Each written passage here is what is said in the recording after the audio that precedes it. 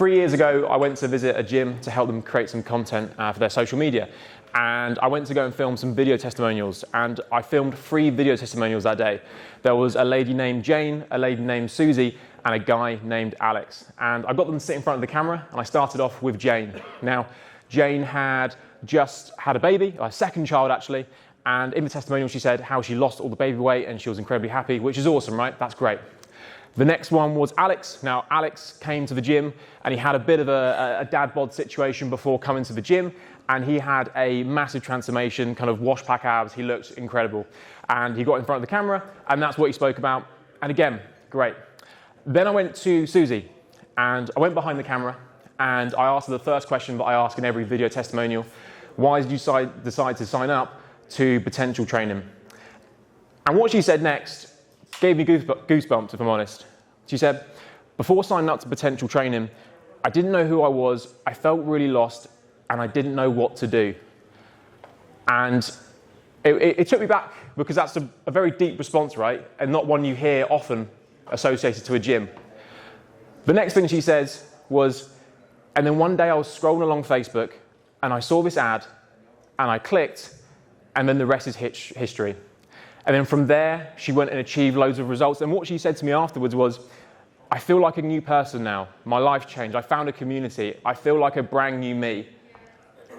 But how amazing is that? How amazing is the industry that we get to work in, that we generally get to change people's lives? I'm sure everyone here knows someone that's walked into your gym and their life has been dramatically changed because of that. But that's not all that happened to Susie, right? She got great results fitness-wise, and she increased, her mental self-esteem. But she also met her partner at that gym, and his name was Alex, and they got engaged, and they bought a house together. And yes, they met at that testimonial shoot, so I'm kind of taking credit for the fact that I put them together, basically. But all of that amazing stuff that happened, from the fitness, the exercise, the life-changing results, meeting her partner, buying the house, a Facebook ad had to come first, at the right time, with the right message, in the right moment, to compel that person to take action and click to the next step. If the marketing wasn't correct, none of that would have happened. And all of your best customers are scrolling on Facebook and Instagram right now. They're scrolling at work when they shouldn't be. They're scrolling on the toilet. They're scrolling consistently. They are there right now, and they can be the perfect fit customer for your gym. You've just got to have the correct marketing in place. And that's what this talk is going to go through today. The best way to generate quality traffic, leads, and customers into your business. And the goal of this talk is simple. I want to give you proven strategies to show you how to acquire new customers into your business profitably. So you're going to be able to walk away with some strategies where you can implement instantly, and you're going to be able to get customers from it. And I'm also going to show you the roadmap that what our clients do to grow and scale their business every single day, and kind of pull back the curtain and show the best practice of how you should be marketing your business in 2023 and beyond. Just to give you a little bit of context, so this map is our clients in the UK and Ireland. We work with just under 400 gyms across the UK and Ireland and the world. And last year, they spent on average 2.1 million on ads. And FMA as a company, we spent approximately £240,000 last year on ads, and we'll spend even more this year. And the reason I share this with you is not to try and impress you, it's just to show you that we have done the tests, we have the data, we know what works, we know what doesn't work, and I'm going to share exactly all of that with you today in this talk. Again, it doesn't matter where your business is based, whether it's an affluent area, maybe an area that's not so affluent. We have had success in every single area within the UK, and we know exactly what works. And again, I'm going to share that with you guys today. This photo is just, anyone here recognize this stadium actually? A few locals? Yeah, so this is some of our clients at the Aviva Stadium. This is actually this year, our client-only mastermind. Every single, three times a year, our clients get together for a mastermind to meet up to learn what's working now, and that was at the Aviva Stadium. This one here is at Tottenham Hotspur Stadium. Again, all of our clients there, or some of our clients, about 250. And we have a team of 30 behind the scenes. We've been around for about 6 or 7 years. Here's a photo of some of the team sponsoring PerformX, just to give you a little bit of context. We're partnered with some incredible brands. Who here knows of High Rocks? I think they're going to have, anyone here going to High Rocks this week? It's on Saturday. Nice, we've got a few people there. Nice. So we're partnered with some amazing brands like High Rocks, like Ollie Marchon, PerformX, independent gyms, Rob in the front right here. And the reason we're able to partner with these awesome brands is because what we do works on a day-to-day basis. And just to give you that context there. My name is Charlie. I'm the head of growth at a fitness marketing agency. I got into the industry when I was 19 years old. I did a business apprenticeship in a gym for admin. And I really quickly realized I was terrible at admin. And I think if I kept on with admin, I would have been fired, in all honesty. I was really, really bad. But I stumbled into marketing, into social media marketing, and I was in charge of the social media. I then self-taught myself about ads, building marketing funnels. I then started taking the sales calls when leads would come in, and then started taking that in-person consultation process. So I've been in the industry just under 10 years now, kind of started at the very, very basic jobs and kind of worked my way up, and now I teach what I've learned to over 400 gyms, which is pretty awesome. Oh, I've got a mouse, not a clicker, so there we go. So I want to start off by talking about the fundamentals of marketing success, because we need to set the context and have the groundwork of what you should be doing to have consistently high-performing marketing to ensure that you're able to get new leads and customers every single month. And what that is you need to have different types of marketing that talk to different types of people within their customer life cycle. So you're either planting seeds or you're harvesting seeds. And I'll kind of go into what I mean in a moment. And there's 3 different types of marketing out there that we have at FMA that we categorize. We have fast lane marketing, we have medium lane marketing, and we have slow lane marketing. And the best businesses out there will be having some form of marketing from each category simultaneously. And in terms of fast, medium, and slow, what this is in relation to is how fast you will receive a form of ROI from that type of marketing.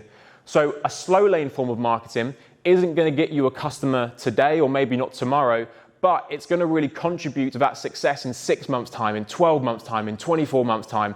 Medium is medium speed in terms of your ROI. And fast lane is marketing you can put out today, get leads and customers in the same day or in the same week. And you want to have a healthy balance of all 3 of these types of marketing running simultaneously. If you are stuck with growth and you're not sure what you're doing and you're just doing slow lane types of marketing, you're not going to get the traction. If you're doing just fast lane but no slow lane, you're going to be harvesting without planting any seeds. So you may make sales initially, but then you're going to struggle later on down the line. Now let's go into these types of marketing just to give you a good idea of what I'm actually speaking about. So slow lane marketing. We have social media content. Again, we learned in the last talk that it's obviously very important, but this is definitely a slow burner. No one here has put out one post on social media and they get 50 leads, right? That just typically doesn't happen organically. And typically speaking, people don't get that many leads every single month from social media, but it's a consistent small trickle over a long period of time that does contribute to that. You know, like who here gets 100 leads from their social media content a month? No one, right? We got some people there. Fair play. Okay, fair play. Have you guys got quite a big following? Nice. Most people, gyms in here will have a following maybe of 1,000 people, maybe a little bit more, but it sounds like you guys are doing pretty good. And you guys are the exception, right? But if you were to, generally speaking, just lean on the fact that you have your social media, you may struggle with lead flow. Not these guys here, and that's fair enough, but typically in the exception, you're going to struggle to get that amount of leads just from social media. Then we've got things like SEO and your website. Again, super important to have a website, right? But again, this isn't the thing that's bringing you a flood of leads every single month. It will bring you good quality leads at a good amount, but it's not necessarily going to bring you the massive tsunami of leads that you may be looking for if you're looking for some growth in your business.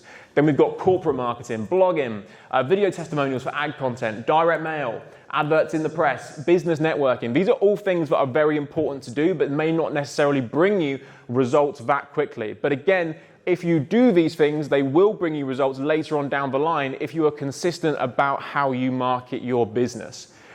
Then we have medium lane marketing. This is things like email marketing. So I'm going to quickly stop on email marketing to ask another question. Who here sends at least 1 email a week to their list?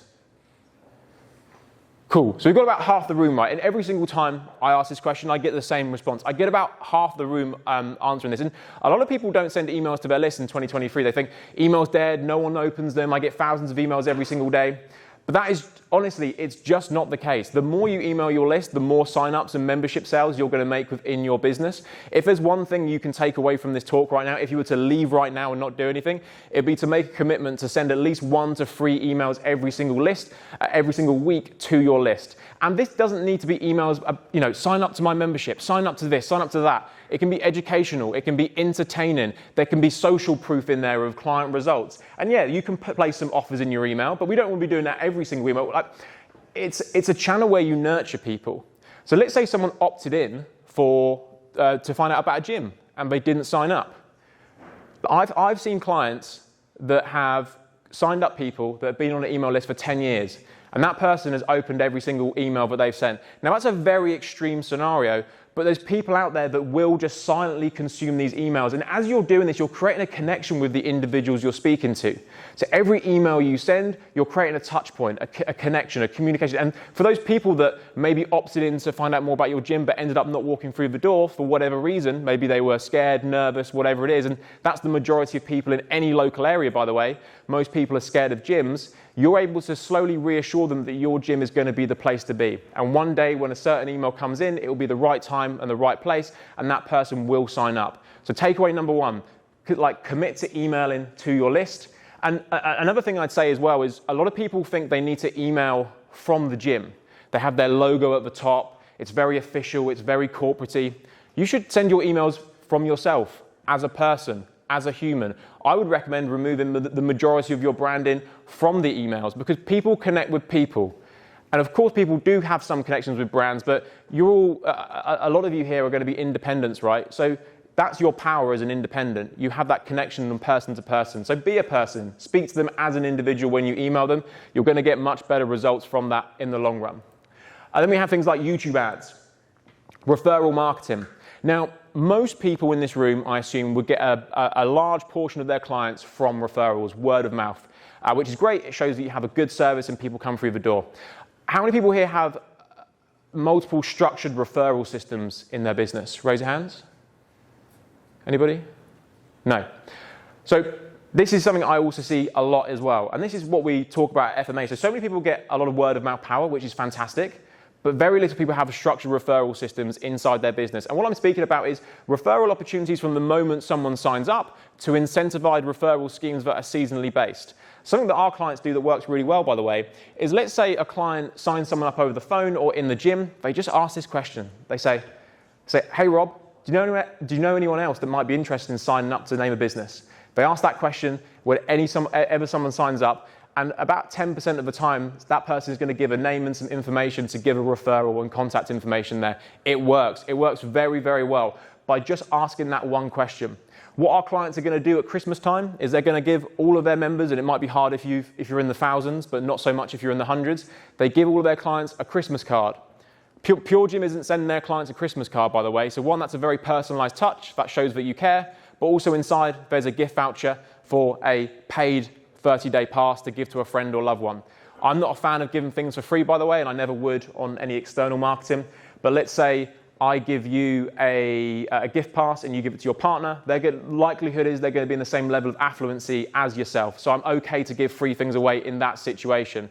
So these referral incentives that you do regularly will massively increase the amount of word of mouth sales you get in your business. But it's not being utilized nearly enough by anyone, I don't think. Then we have things like lead magnets, which is just getting people to opt in for a free guide or something like that. Facebook retargeting ads. And then we have your fast lane marketing.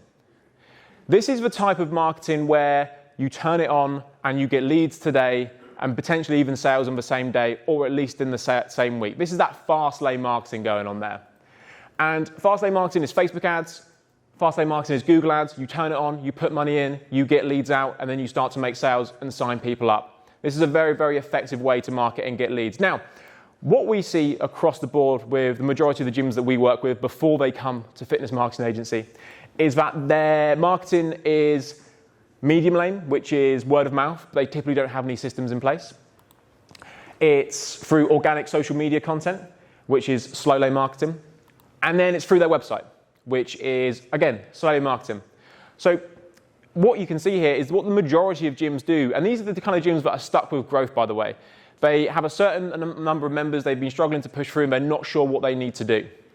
But then when you review what they're doing for their marketing, they're only running medium and slow lane marketing simultaneously. And as I said earlier, to have consistent growth over a long period of time, you need to be running all three types of marketing consistently. You want your slow lane, your fast lane, and your medium lane. So the missing piece of the puzzle is typically the fast lane. And fast lane equals Facebook ads. Now, in 2023, Facebook ads is the most effective paid method to get new leads and signups in 2023. And I'll say that again because I think it's important, because some people might be skeptical of that fact, and I'll go into that in just a moment. But Facebook and Instagram ads, or the Meta platform, is the most effective paid way to get new customers and leads in 2023. Now, some people might be skeptical, thinking, oh, I spent £500 on ads and I got nothing in return. It didn't work. Or I don't know what I'm doing. I'm a technophobe, which is quite a lot of people that we tend to work with. Or Facebook ads used to work really well for me, and then they stopped. They just stopped working overnight, and now they don't work anymore. They're dead. They don't work. Wrong. Very wrong. They work very, very well. But typically what we see is a number of mistakes people make when they run ads, and that is why they do not work. But when you have them set up correctly, they can work very, very effectively for your business. Doesn't matter about the price point, doesn't really matter about the model. If you get it down correctly, you can have great success. And I want to highlight what the mistakes are that we see, the most common mistakes, and what you should do instead to make sure that you have the most successful Facebook ads possible.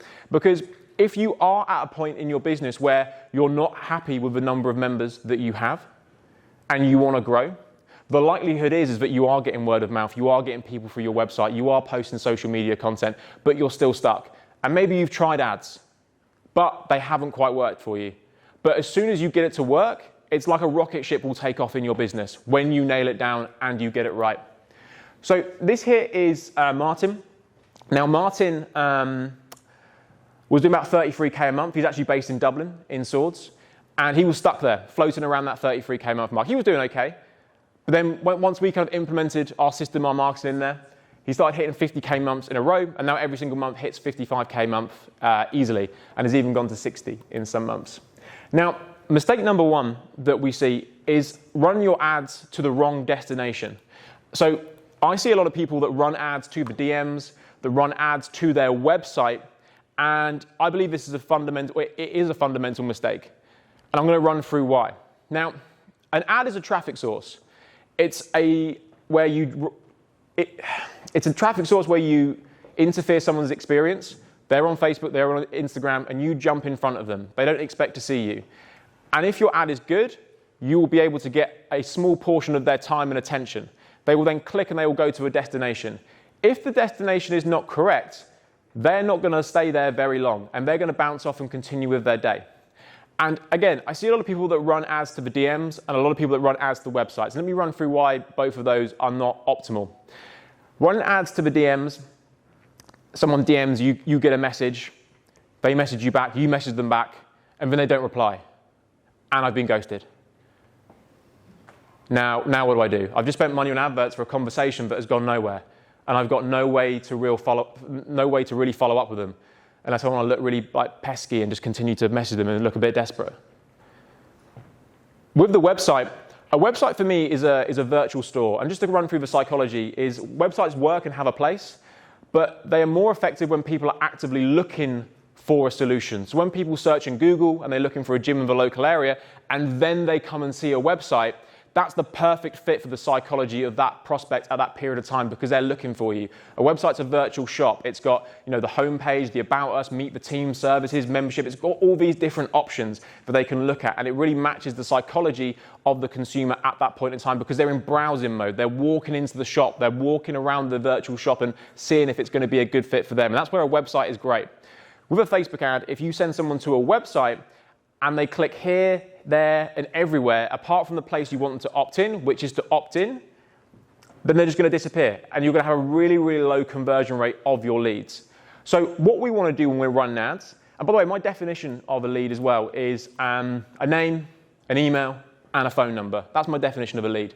Not a DM. I don't class that as a real lead. It's a conversation, but it's not a lead. Then a qualified lead is if they filled out an application for your gym, for your service, and also they've financially qualified to say, yep, I can commit to your gym and I'm going to be a good fit and I can financially qualify to this service. Now, this is the framework we like to run when running ads for your business or gym. And we call it the fitness funnel framework. And this is how it works. You see a paid ad, they go to a opt-in page where it's full of benefits of what's going to happen when they train at your gym. They then opt in and give you their name, email, and telephone number.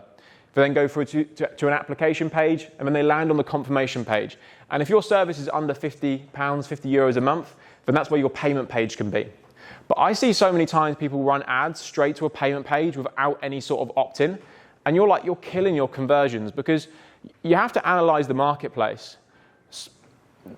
In the UK, I'm not sure about Ireland, 14% of people have a gym membership.